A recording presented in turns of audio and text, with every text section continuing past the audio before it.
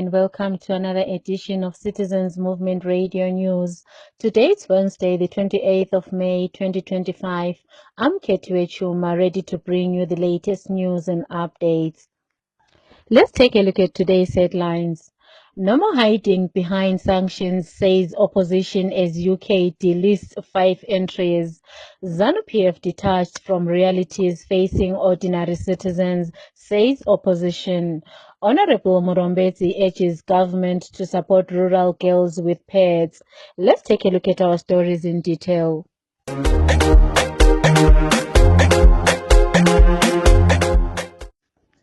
The United Kingdom government yesterday delisted 4 individuals and 1 entity under the Zimbabwe sanctions regime.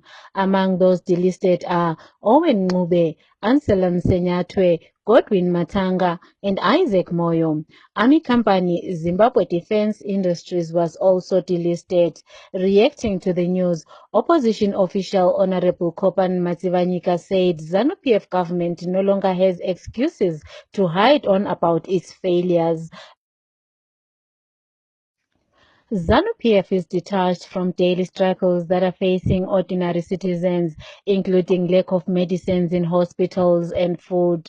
This was said by opposition official Stephen Sarkozy Chuma, responding to statements by ZANU-PF spokesperson Christopher Mutswangwa during a press conference yesterday that Emmerson Mnangagwa has transformed the economy.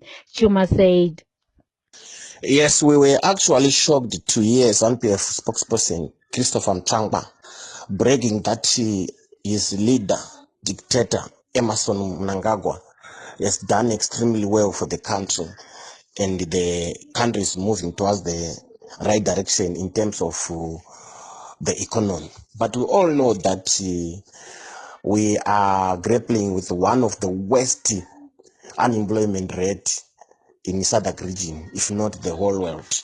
We all know that our people are surviving on less than $1 per day. We also know that our roads have become death traps and our hospitals are empty, all thanks to the so-called Second Republic, led by the clueless Emmerson Mnangagwa and his bunch of Zuganandas. So for Mutwangwa to say Mnangagwa has done well, this is just disingenuous, and it also shows that the ZANU-PF leadership is completely detached from daily realities that affect citizens. As the nation marked the Menstrual Hygiene Day today, Mashonaland West Women Proportional Representation Member of Parliament, Honorable Mutsa Murombezi, has urged the government to fulfill its promise to provide free menstrual pads to girls, especially in rural areas. Honorable Murombezi said girls in rural areas are using cow dung and other unclean material pads due to poverty. She said the government must fulfill its promise to supply free pads in schools. Let's hear Honorable Murombezi speaking. True, today the world is commemorating World Menstrual Hygiene, and we are called not to just raise awareness, but to act with agency and compassion. And as a member of parliament representing women and girls in Mashonaland West, I stand with every girl in the villages of Mondoro, villages of Kariba, villages of Hurungwe, villages of Mtawatawa, villages of Chendambuya, and across rural Zimbabwe. Girls who are forced to miss school, girls who are ashamed, and girls who are left to use unsafe materials such as cow dung, old clothes, newspapers, or leaves during their menstrual cycles. This is not just a health issue, it is a dignity issue, a rights issue, and a gender equity issue. Years ago, the government made a promise to provide sanitary pads to girls in public schools, and that promise remains largely unfulfilled. And meanwhile, our daughters continue to suffer in silence. And today, I call upon the Minister of Finance and the Minister of Education to allocate adequate funds for the production and distribution of free sanitary safe, hygienic menstrual pads, especially in our rural and underprivileged areas. We cannot talk about empowering the girl child when we can't even protect her from period poverty. Menstrual health must be part of our national budget priorities and not an afterthought.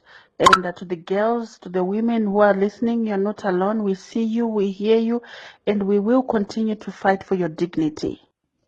Shirezi Central Member of Parliament Honorable Ropafatso Makumire has said the opposition was unable to block the recently passed Broadcasting Services Amendment Act as they lack numbers in Parliament. Honorable Makumire said ZANU-PF has 2/3 majority in Parliament plus support from Sengezo Chabangu faction, hence oftentimes draconian laws sails through. His comments comes after opposition leader Advocate Nelson Chamisa questioned the usefulness of Parliament in defending citizens' interests. Meanwhile, former MP from Mount Pleasant Fatai Mahere has said there is no justification for citizens to pay for ZBC licenses as the broadcaster no longer serves public interest. Mahere described the broadcaster as partisan, incompetent and boring, as evidenced by its live coverage of Lobola ceremony of corruption accused Wicknell Chivayo. ZANU-PF detector Emerson Mnangagwa today launched a national media policy under the theme Promoting Media Excellence and Diversity for National Development at State House in Harare. However, political analyst Jefferson Chitando said Mnangagwa is not the right person to lead a national media policy given his record of persecuting journalists. Chitando said the arrest and detention of journalists like Blessed Mhlanga shows that Mnangagwa does not believe in free press. Chitando said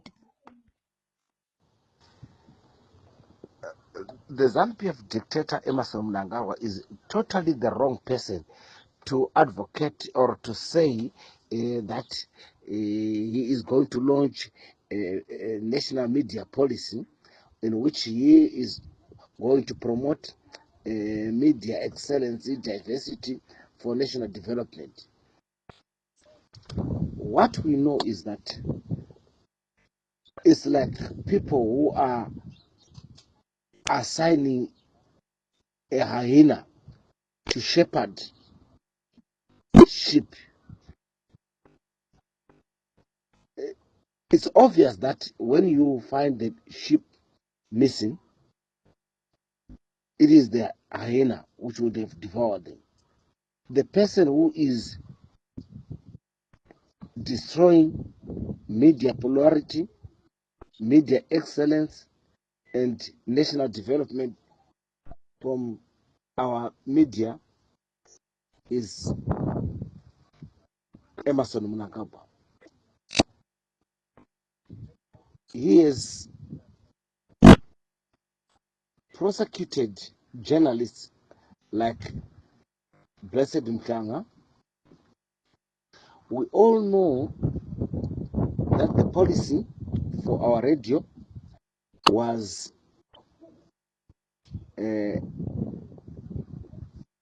local content, but if you really watch Mnangagwa's era, it's shown that there's a preference to certain musicians. We all know that recently Mnangagwa signed the Broadcast Act, in which he forced all motorists to, first of all, pay ZBC licenses.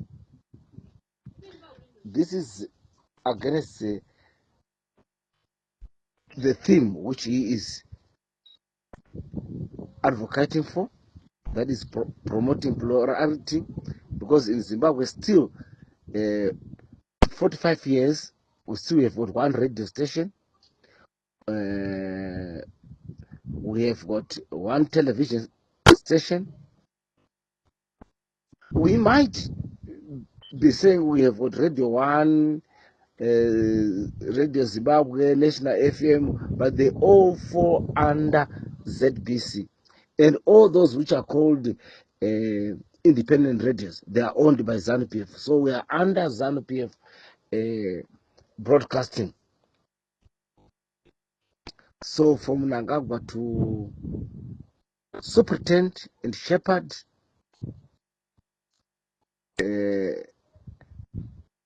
a media policy which he will violate or would not see it live a day. It's only a child's play. Opposition official and President Chamisa's ally, Honorable Amos Chibaya, was back in court today for a trial on where he is being accused as an instigator of planned insurgency. The trial has been postponed to the 24th of June. Let's hear his lawyers, Chris Mike, explain what transpired in the trial today. Right, so zvanhasi zvadini zvakona nganga ndizvo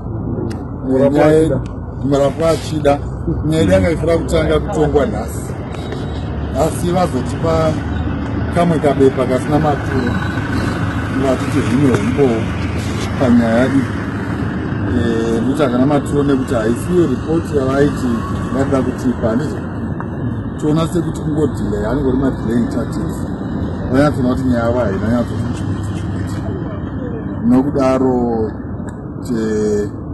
tichanotarisa kuti vhidhiyo yavari kutaura paaffidavit iyoyo neyavakatipa zvikuenderana here parinodzoka musi wa24 toita trial.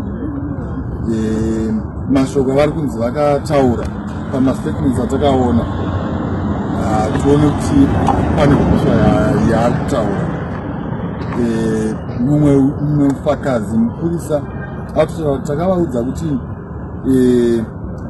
pararai handizvi dispace ndokava dispace patakati dispace vakabva vadispace saka moshari pavinayo hapana ndizvo kutambisirana nguva asi zvinopfuura vanoziva kuti kana vari muusungwa mabasa edu haanyatsofambi asi zvinopfuura hazvo. So tinokutendai nekuuya kwamaita nesolidarity yamunoita hanzi an injury to one handizvo it's an injury to all.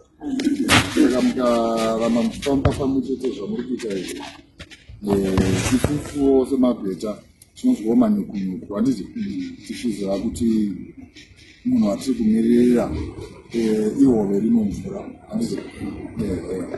I think this was that's why so we pray for patience. The University of Zimbabwe lecturers held another successful protest outside the university campus yesterday and have vowed to stage an indefinite protest until their demands are met. The lecturers who have been protesting for weeks are demanding a return to their pre-2019 salaries of $2,500. Currently, they earn less than $300 a month. Let's hear one of the lecturers, Dr. Obvious Vengai, addressing the protesters yesterday. From next week, we are going to write them that no, we don't need to give you notification each and every month. We shall be outside picketing until end of December. Yeah. So that is, what that means is this semester is off and most likely the next academic year will not start. Yes. Because if there is a backlog of 2-3 blocks, it means they cannot start another academic year. Yes. So we are here for even 3 years. We will not go back to teaching as long as our demands are not met. Let this message be known. We shall not go back until our demands are met. Yes. So picketing every Monday shall be happening here, and we must come on time. Come also in our academic regalia. We are happy that, of course, you have managed to come. Some have not managed to come because some had gone elsewhere. They thought there's no business, of course, at the University of Zimbabwe, as we have said, so they did not come for the picketing. But next Monday, let us all come in our huge numbers. Yes. There is going to be that kangaroo tribunal anytime. We don't have a date yet, but we will communicate the date. There's nothing wrong for you to come for solidarity and be outside of the Diamond Lecture Theatre. It's not a problem at all. You can come, but we will advise you about the date because we also don't know. They were hoping to just rush us into some kangaroo tribunal and dismiss us, but now they've realized that they've got no case. But ladies and gentlemen, there's going to be one next week, so let us get prepared for that.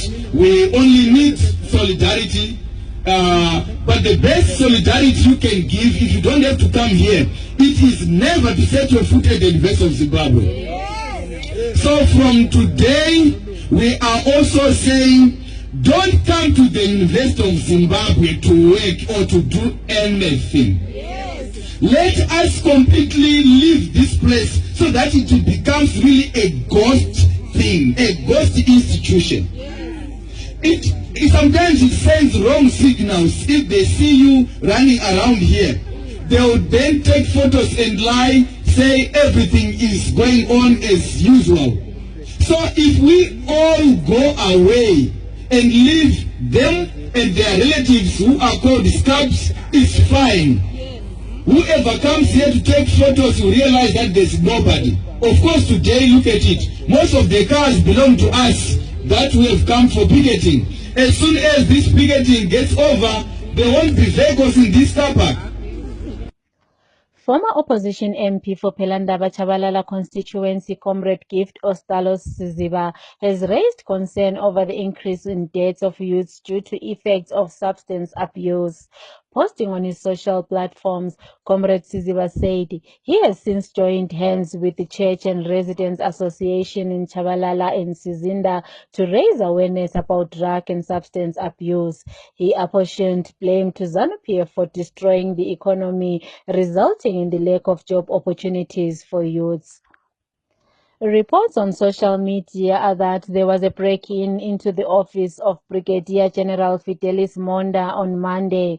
Brigadier Monda, who leads the Presidential Guard, was recently named by war veteran Comrade Blessed Keza as one of the few army generals supporting the 2030 agenda. Reports are that all files, documents, pictures in his office were stolen, leaving only a chair and a desk. Tribute continues to pour for South African award-winning actor Presley Shweneyagae, known for his role in the Oscar-winning film Tsotsi. Shweneyagae passed away yesterday at the age of 40, and details of cause of his death have not been disclosed. He is also known for his role in The River and Mandela Long Walk to Freedom. Let's take a look at our sports news. Highlanders defender Andrew Mbepa will captain a Warriors developmental side that will play in next month's COSAFA Cup.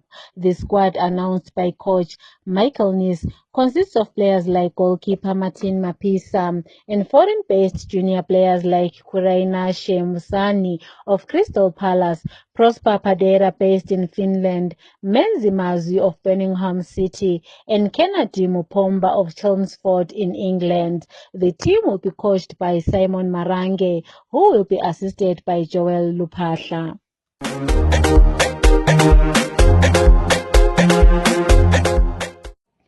To conclude our Citizens Movement Radio News, here are the headlines once again. No more hiding behind sanctions, says opposition, as UK delists 5 entries.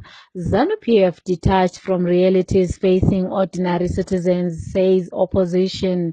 Honorable Murombetsi urges government to support rural girls with pads. This is the end of our bulletin. Good evening.